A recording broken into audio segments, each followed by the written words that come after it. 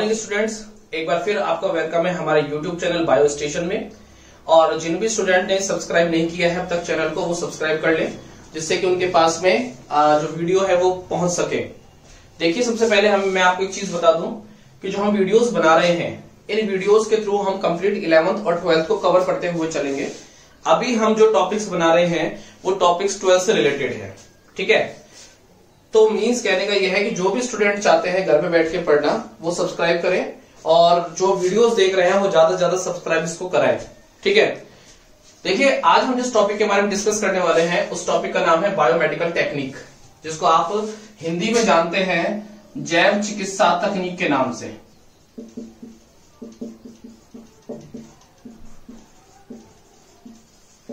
देखिए, पहले तो मैं आपको इसका इंट्रोडक्शन दूंगा कि एक्चुअल में क्या होता है। आपको बहुत अच्छे से पता है कि जैसे जैसे हमारा जो साइंस है, हमारा जो विज्ञान है, उस विज्ञान ने जैसे जैसे ग्रोथ की है, ऐसी बहुत सारी टेक्नोलॉजी को डेवलप किया है जो हमारी डेली लाइफ में एक बहुत ही अच्छा पॉजिटिव रेस्पॉन्स दे रही है, बहुत ही सकारात्मक परिणाम दे रही है। तो मतलब कहने का यह, अगर मैं प्रीवियस टाइम की बात करूं, पहले के समय की बात करूं, तो बहुत सारी बीमारियां ऐसी हुआ करती थी, बहुत सारी डिजीज ऐसी हुआ करती थी जिनके बारे में एक्चुअल में हमको पता भी नहीं लग पाता था और उस कैंडिडेट की डेथ हो जाती थी। या मैं ये कहूं कि एक्चुअल में जब तक वो डिजीज के बारे में पता लगता था तब तक एक बहुत बड़े लेवल पे हमको एक हानि जो होती, लॉस जो होता था, वो हो जाता था। लेकिन एक्चुअल में आज के टाइम में ऐसा नहीं है। आज के टाइम में अगर अपन बात करें तो आज हमारे पास में साइंस के थ्रू बायोमेडिकल टेक्निक हमारे पास में अवेलेबल है, और हमने ऐसी बहुत सारी मशीनों के बारे में या उनका डेवलपमेंट कर लिया है जो हमारे लिए बहुत हेल्पफुल होती है इन चीज के बारे में पता लगाने में कि किस तरीके से डिजीज जो है बॉडी के अंदर एंटर कर रही है, या आपके बॉडी के अंदर कौन सी जो डिजीज है वो क्रिएट हो रही है। बात समझ में आती है यहां तक? तो एक्चुअल में आज हम जिस टॉपिक के बारे में डिस्कस करेंगे, सबसे पहले वो हम करेंगे test of haemoglobin.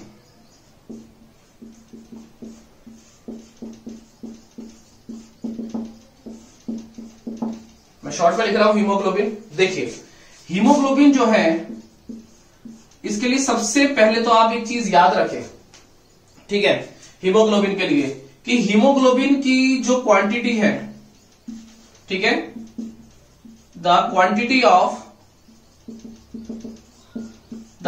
Of haemoglobin in male वो होती है 15 ग्राम पर 100 ml। और अगर बाय द वे मैं फीमेल की मैं बात करता हूं तो वो होती है अप्रोक्सीमेट 14 ग्राम पर 100 ml। इसी तरह से अगर मुझे छोटे बच्चों की बात करते हैं तो वहां पे इसका रेशो कम हो जाता है, किसी में 10 से 12, इस तरीके से। मतलब कहने का क्या है? मतलब कहने का सिंपल सी बात यह है कि यदि आपकी बॉडी के अंदर हीमोग्लोबिन इतना अवेलेबल है तो डेफिनेटली आपकी बॉडी एक प्रॉपर हेल्दी बॉडी में आती है। लेकिन एक्चुअल में अगर आपकी बॉडी के अंदर हीमोग्लोबिन एक्सेस कम होता जा रहा है तो आपकी बॉडी में बहुत सारे नेगेटिव इफेक्ट देखने को मिलेंगे। अब हीमोग्लोबिन ऐसा क्या काम करता है कि इसकी क्वांटिटी कम होने से हमारी बॉडी पर नेगेटिव इफेक्ट देखने को मिलेगा? जनरली अगर मैं बात करूं तो हीमोग्लोबिन को अपन एक रेस्पिरेटरी पिगमेंट मानते हैं, जिसको आप हिंदी में बोलते हैं श्वसन वर्णक। और बेसिकली ये जो है, ये एक तरीके का क्रोमोप्रोटीन है। क्या है? एक तरीके का क्रोमोप्रोटीन है, और ये क्रोमोप्रोटीन की वजह से ये कहीं ना कहीं पर कलर देने के लिए रेस्पॉन्सिबल है। अगर नेचुरली अगर मैं बात करूं हीमोग्लोबिन में कि हीमोग्लोबिन का वैसे कलर क्या होता है, तो हीमोग्लोबिन का कलर होता है वॉयलेट, जब ये किसी के साथ में भी रिएक्शन नहीं कर रहा है तब। लेकिन एक्चुअल में मैंने भी आपसे कहा कि they are the respiratory pigment, और एक्चुअल में जब ये रिएक्शन करता है किसके साथ में, मैं यहां पे लिख रहा हूं रिएक्शन विद ऑक्सीजन, तो यहां पर ये बनाता है एक्चुअल में ऑक्सी हीमोग्लोबिन। क्या बनाता है? Oxy haemoglobin. और ऑक्सी हीमोग्लोबिन जो होता है ये हमारे बॉडी के अंदर this showing the red colour and they are symbol of pure blood also. तो मीन्स कहने का ये है कि हीमोग्लोबिन जो है इसकी हमारे लाइफ में इंपॉर्टेंस तो बहुत ज्यादा है, ठीक है। क्रोमोप्रोटीन है, रेस्पिरेटरी पिगमेंट है, और जब तक ये नहीं होगा तो बॉडी के अंदर कैपेबिलिटी नहीं होगी। अगर हीमोग्लोबिन की क्वांटिटी किसी भी वजह से कम होती चली जाती है तो आपकी बॉडी में बेसिकली मस्कुलर पेन होना, रेस्पिरेशन प्रॉब्लम होना, हार्ट पे लोड क्रिएट होना, ये सारी की सारी चीजें होना एक नेचुरल थिंग हो जाती है। जनरली हीमोग्लोबिन का जो काउंटिंग है,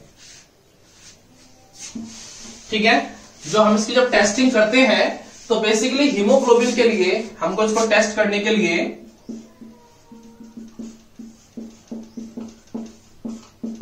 हम जिस इंस्ट्रूमेंट का यूज करते हैं उसको बोलते हैं अपन हीमोग्लोबिनोमीटर।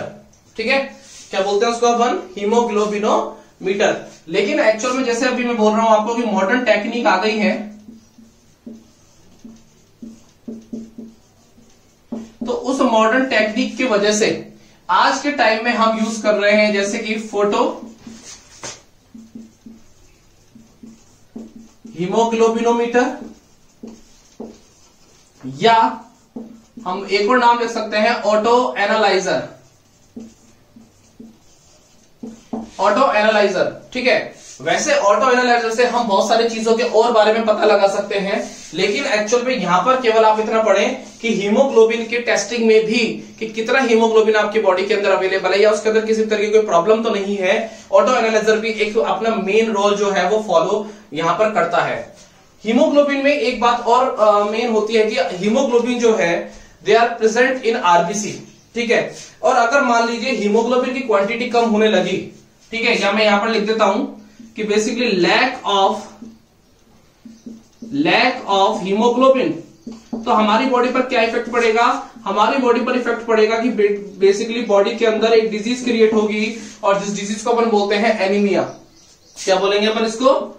एनीमिया। और एनीमिया डिजीज होने के बाद में आपकी बॉडी के अंदर काफी सारी जो नेगेटिव रेस्पॉन्सेज हैं वो रेस्पॉन्सेज क्या हो जाएंगे? स्टार्ट वहां पर हो जाएंगे। तो हमने जो फर्स्ट जो बात की है वो हमने डिस्कशन किया है इसके बारे में। सेकंड आता है हमारे पास में, जिसको अपन बोलते हैं क्या? जिसको अपन बोलते हैं टीएलसी, ठीक है, जिसको अपन बोलते हैं क्या? टीएलसी। और टीएलसी का मतलब होता है टोटल ल्यूकोसाइट काउंट।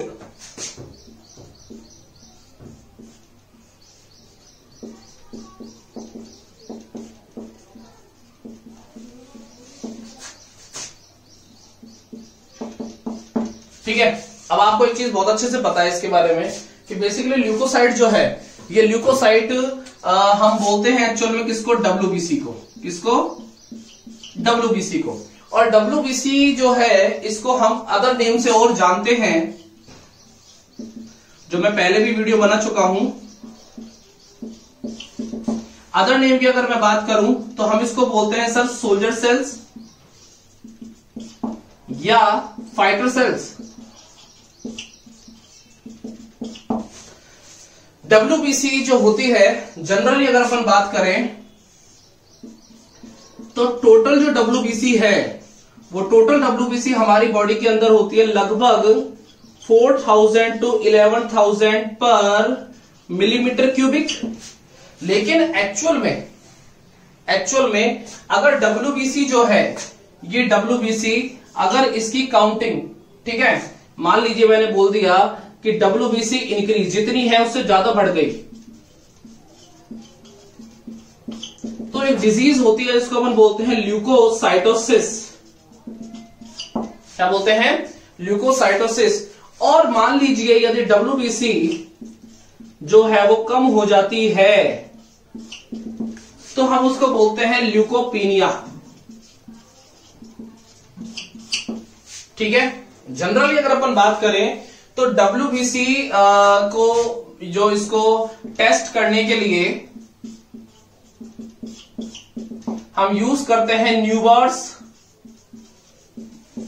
हीमोसाइटोमीटर। देखिए जनरली जो पेपर है उस पेपर के अंदर जो क्वेश्चंस निकल कर आते हैं हमारे पास में, वो इसमें से यही नेम पूछते हैं। वैसे अगर आप ये बुक अगर आप देखेंगे काफी अच्छे से दिया भी हुआ है बुक में, तो उसमें टेक्निक भी दी हुई है किस तरीके से यूज करते हैं, लेकिन उसका जो मैकेनिज्म है वो बहुत ही कम पेपर में पूछा जाता है। ऑब्जेक्टिव एग्जाम में तो बिल्कुल भी जो है वो नहीं पूछा जाता है। ठीक है, तो जनरली न्यूबर्स हीमोसाइटोमीटर का हम यहाँ पर यूज कर सकते हैं। ठीक है, यहां तक बात क्लियर है। अब डब्ल्यूबीसी जो है, आपने अभी कहा कि सर सोल्जर सेल है, फाइटर सेल है, तो आपको ये भी चीज बहुत अच्छे से पता है कि डब्ल्यूबीसी होगी तो ही आपकी बॉडी की इम्यूनिटी मेंटेन होगी। ठीक है, तो ऐसी कौन कौन सी डिजीज हैं जिस डिजीज के अंदर डब्ल्यूबीसी जो है वो बढ़ जाती है या ऐसी कौन सी डिजीज है जिसके अंदर डब्ल्यूबीसी जो है वो कम हो जाती है, डिक्रीज हो जाती है। ठीक है, आपने ये तो देख लिया होगा। तो डब्ल्यूबीसी अगर इंक्रीज हो रही है किसी में ज्यादा में, तो वो होती है एक्चुअल में ल्यूकीमिया में। और ल्यूकीमिया को एक्चुअल में आप बोलते हैं किस नाम से? ब्लड कैंसर, जो मैं आपको पहले भी पढ़ा चुका हूं कि basically ratio between the RBC and WBC that is 600:1। लेकिन एक्चुअल में जो 1:WBC का है वो वहां पे 1 न रह के बढ़ जाता है इन द ब्लड कैंसर। और अगर मान लो डिक्रीज हो जाती है, तो डिक्रीज होने के पीछे बहुत सारे हैं। जैसे कि अगर मैं बात करूं तो जैसे कि एड्स है, इसमें कम हो जाती है, टीबी वगैरह है, इसमें कम हो जाती है। लेकिन मेजरली जो एड्स डिजीज है, उस डिजीज के अंदर ये मेजरली इफेक्टेड यहां पर होती है। ठीक है, करें नेक्स्ट टॉपिक के बारे में डिस्कशन।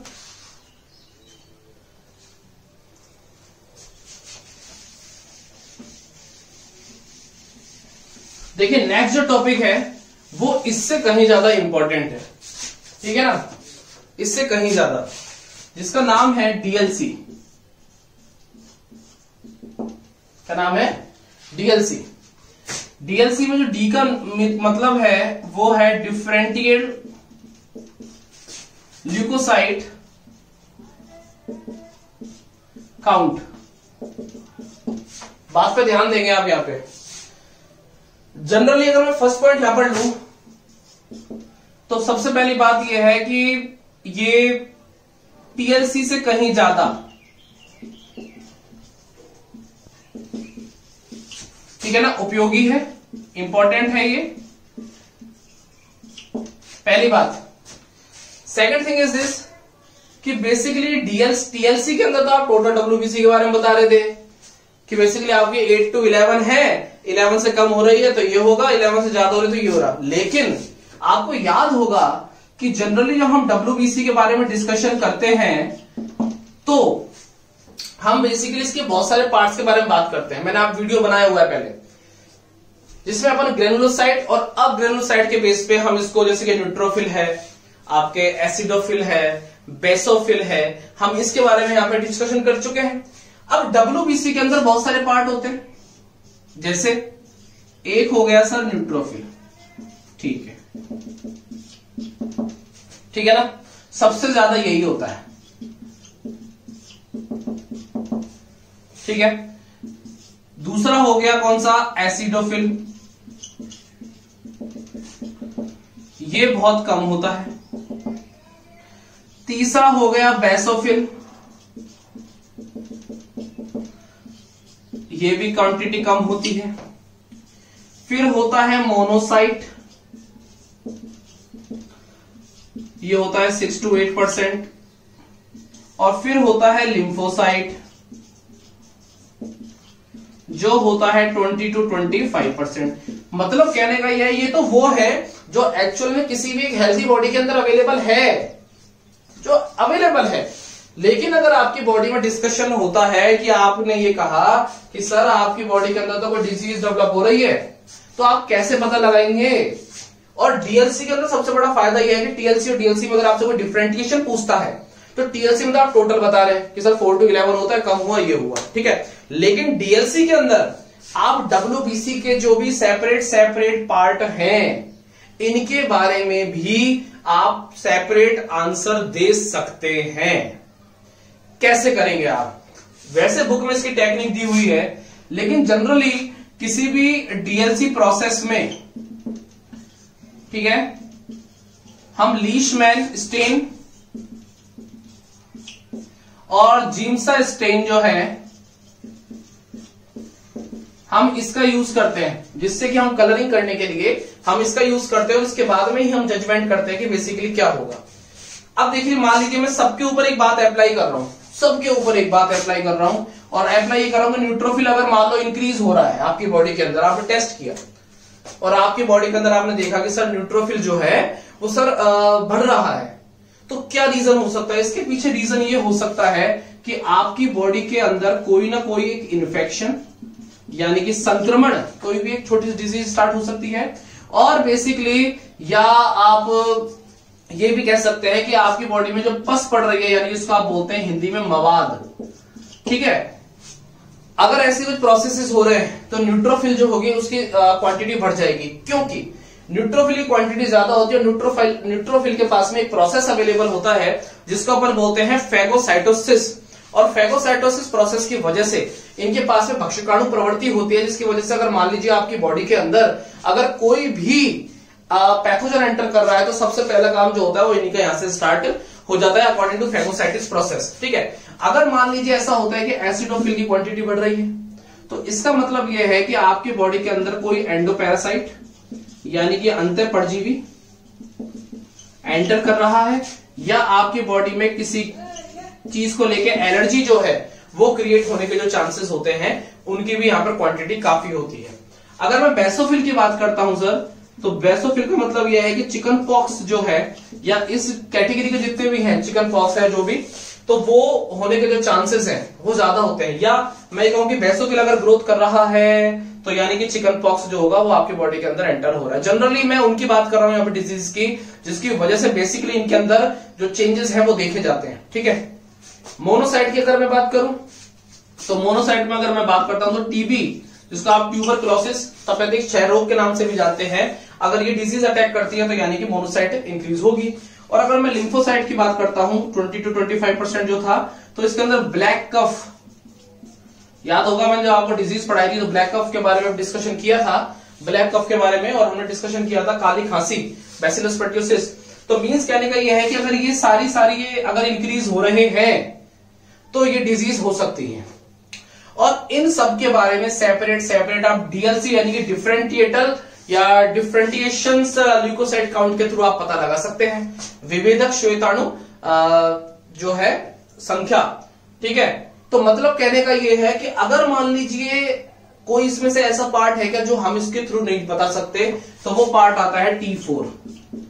देखिए मैंने ऊपर जिनकी भी बात की सब बढ़ रही है, जबकि T4 है जो डिक्रीज होती है, और डिक्रीज होती है सर ये मेजरली एड्स में, और एक्चुअल में इस T4 का मेजरमेंट हम डीएलसी के थ्रू नहीं कर सकते हैं। अगर मान लीजिए कहीं पर भी एक नंबर का क्वेश्चन क्रिएट होता है तो डीएलसी का या T4 का जो कनेक्शन है वो आपसे पूछा जा सकता है कि बेसिकली कि क्या T4 जो है उसका हम काउंटिंग जो है वो डीएलसी के थ्रू कर सकते हैं, तो योर आंसर इज नो। ठीक है, क्योंकि ये एड्स के अंदर क्या होती है, डिक्रीज हो जाती है, जबकि ये सब के सब अदर डिजीज की अगर अपन बात करते हैं तो ये सब क्या हो रही है, इंक्रीज हो रही है। ठीक है, यहां तक बात। तो आज हमने जो बात की है जो अपने वीडियो में, हमने 3 चीजों के बारे में बात की है। पहला जो हमारा वीडियो था वो था हीमोग्लोबिन से लेकर, सेकंड वीडियो था हमारा टीएलसी टोटल ल्यूकोसाइट काउंट, और थर्ड था हमारा डीएलसी। ठीक है, तो तीनों ही टॉपिक जो है इसको आप अच्छे से पढ़ें, इससे ज्यादा जो है बुक में किसी में दिया हुआ भी नहीं है, सारा मैटर अपने यहाँ पे कवर किया है। इसकी कुछ प्रोसेसेस होते हैं, मैकेनिज्म होती है कि बेसिकली 4 ब्लॉक में हम इस तरीके से कर सकते हैं, ये वो मैकेनिज्म आप पढ़ सकते हैं बुक में से भी, वो पूछा भी ज्यादा जाता नहीं है, लेकिन ये चीजें जो है वो आपको पता होनी चाहिए कि बेसिकली कौन सी डिजीज किससे इफेक्टेड होती है, क्या इसका जो है यूज है। ठीक है, नेक्स्ट वीडियो में हम डिस्कशन करेंगे एक अपने नए जो है बायोमेडिकल टेक्निक उनके बारे में, क्योंकि इसमें ऐसी कुछ टेक्निक्स भी आएंगी जो हमारे बहुत ज्यादा इंपॉर्टेंट है, जैसे कि ECG, EEG, CT scan, sonography, जहां से सबसे ज्यादा क्वेश्चन निकलने के चांसेस होते हैं अगर पूरे लेसन की बात करें तो।